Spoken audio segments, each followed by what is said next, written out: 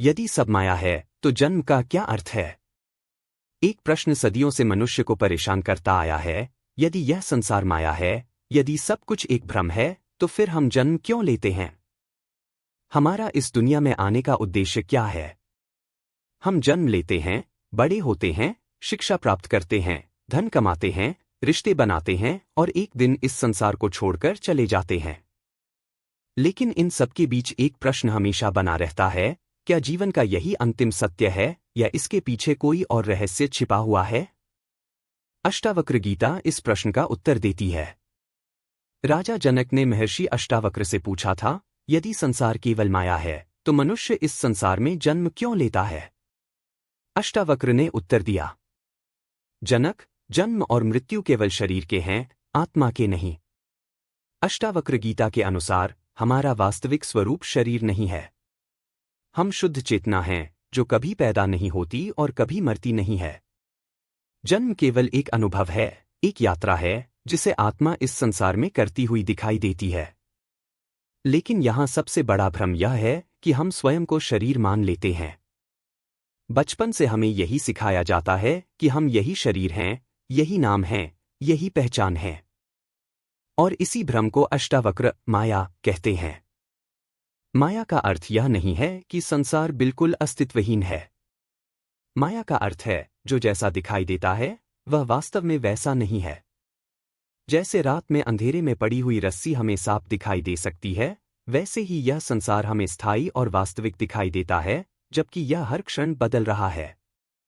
तो प्रश्न यह नहीं है कि हम जन्म क्यों लेते हैं। असली प्रश्न यह है कि हम अपने वास्तविक स्वरूप को भूल क्यों जाते हैं। अष्टावक्र कहते हैं, अज्ञान ही जन्म का कारण है और ज्ञान ही मुक्ति का मार्ग है। लेकिन यदि आत्मा कभी जन्म नहीं लेती, तो फिर यह जीवन किसका है? यह संसार किसका है? क्या वास्तव में हमारा जन्म होता है?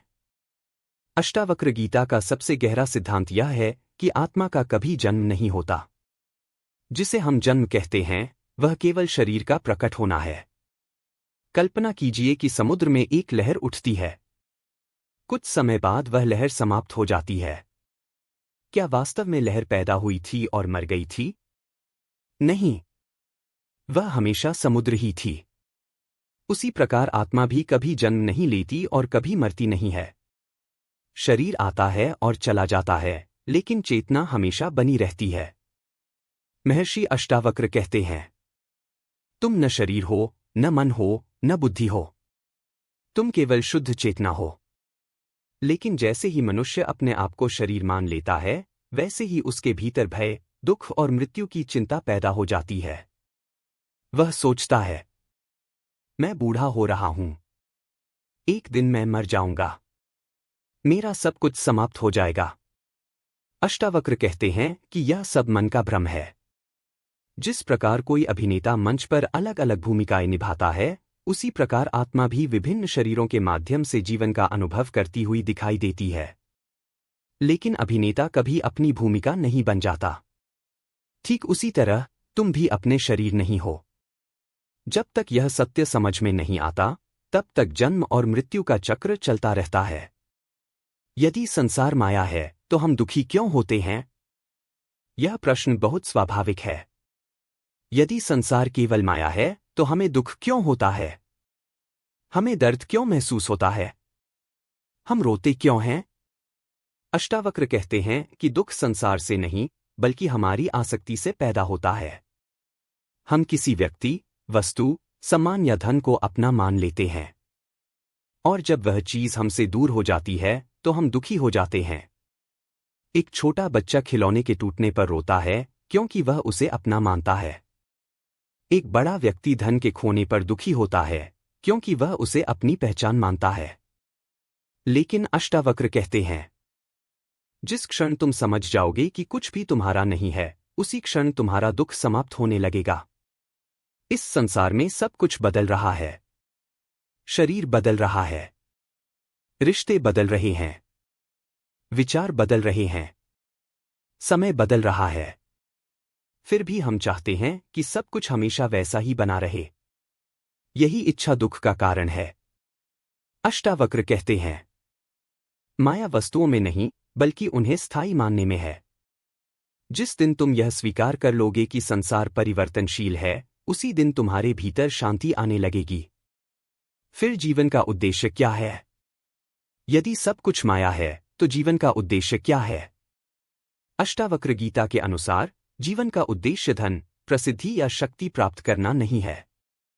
जीवन का वास्तविक उद्देश्य है स्वयं को जानना। राजा जनक ने पूछा, गुरुदेव, यदि आत्मा पहले से ही पूर्ण है, तो फिर इस जीवन का क्या महत्व है? अष्टावक्र ने कहा, यह जीवन तुम्हें स्वयं को पहचानने का अवसर देता है। हम पूरी जिंदगी बाहर की दुनिया को समझने में लगा देते हैं, लेकिन स्वयं को नहीं समझते। हम जानते हैं कि दूसरे लोग कौन हैं, लेकिन हम यह नहीं जानते कि हम कौन हैं। अष्टावक्र कहते हैं, जो स्वयं को जान लेता है, वही मुक्त हो जाता है। जीवन का उद्देश्य संसार से भागना नहीं है। जीवन का उद्देश्य संसार के बीच रहते हुए भी अपने वास्तविक स्वरूप को पहचानना है। जब यह समझ पैदा हो जाती है, तब मनुष्य संसार में रहते हुए भी भीतर से स्वतंत्र हो जाता है। यदि सब माया है, तो कर्म क्यों करना चाहिए? यहां एक बहुत बड़ा प्रश्न उठता है। यदि यह संसार माया है, यदि शरीर अस्थायी है और यदि आत्मा कभी जन्म नहीं लेती, तो फिर हमें कर्म क्यों करना चाहिए? क्या हमें सब कुछ छोड़कर बैठ जाना चाहिए?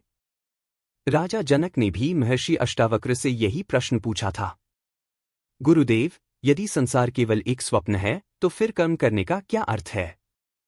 अष्टावक्र मुस्कुराए और बोले, जनक, समस्या कर्म में नहीं है, समस्या कर्म से जुड़ी आसक्ति में है। अष्टावक्र गीता यह नहीं कहती कि संसार छोड़ दो या अपने कर्तव्यों से भाग जाओ। वह केवल यह कहती है कि कर्म करो, लेकिन अपने आप को कर्मों का कर्ता मत समझो।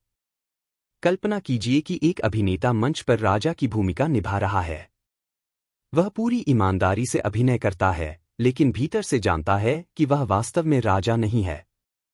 उसी प्रकार मनुष्य को भी इस संसार में अपने सभी कर्तव्य निभाने चाहिए, लेकिन यह याद रखना चाहिए कि यह केवल एक भूमिका है।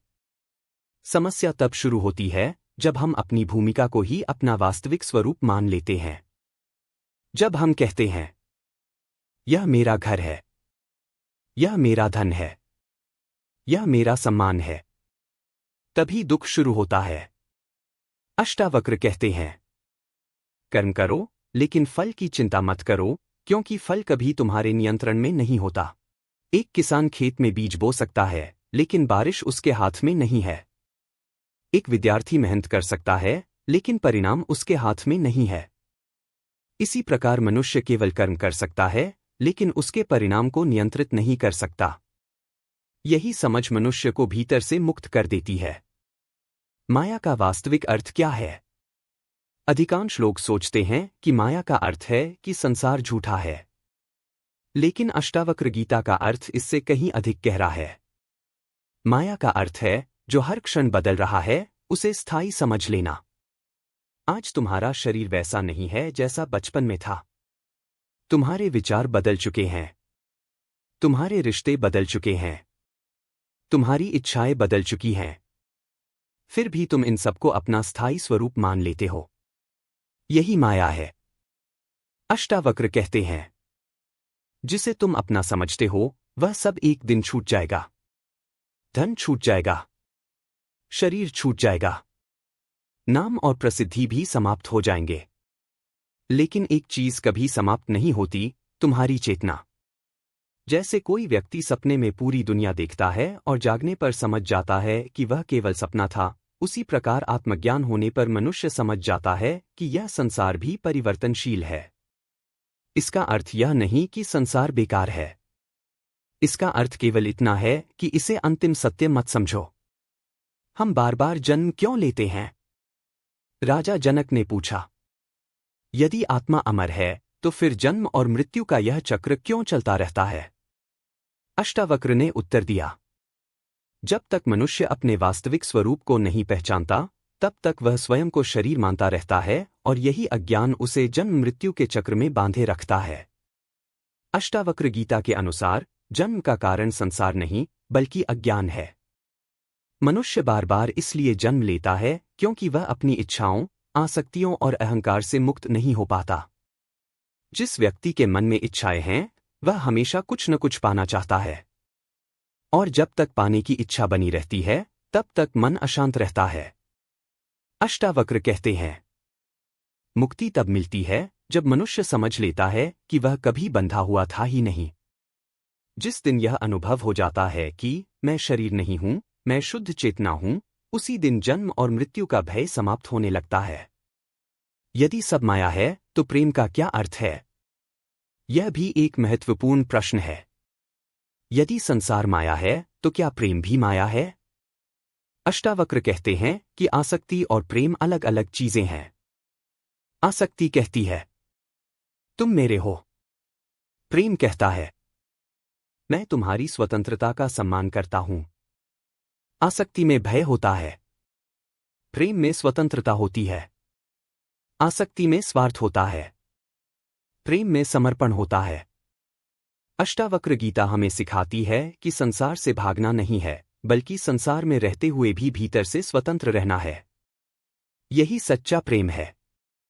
मुक्ति क्या है और क्या यह मृत्यु के बाद मिलती है? जब हम जन्म और माया की बात करते हैं, तो एक और प्रश्न हमारे मन में उठता है, मुक्ति क्या है? क्या मुक्ति मृत्यु के बाद मिलती है या जीवन में ही प्राप्त की जा सकती है? अधिकांश लोग सोचते हैं कि मोक्ष का अर्थ है मृत्यु के बाद किसी दूसरे लोक में चले जाना। लेकिन अष्टावक्र गीता की दृष्टि इससे बिल्कुल अलग है। महर्षि अष्टावक्र कहते हैं, मुक्ति कोई स्थान नहीं है, बल्कि एक अवस्था है। मुक्ति का अर्थ है अपने वास्तविक स्वरूप को पहचान लेना। जब मनुष्य स्वयं को केवल शरीर मानता है, तब वह भय, दुख, क्रोध और मोह में फंसा रहता है। लेकिन जिस क्षण वह यह जान लेता है कि वह शरीर नहीं, बल्कि शुद्ध चेतना है, उसी क्षण उसके भीतर मुक्ति का जन्म होने लगता है। राजा जनक ने पूछा, गुरुदेव, क्या मुक्ति पाने के लिए संसार छोड़ना आवश्यक है?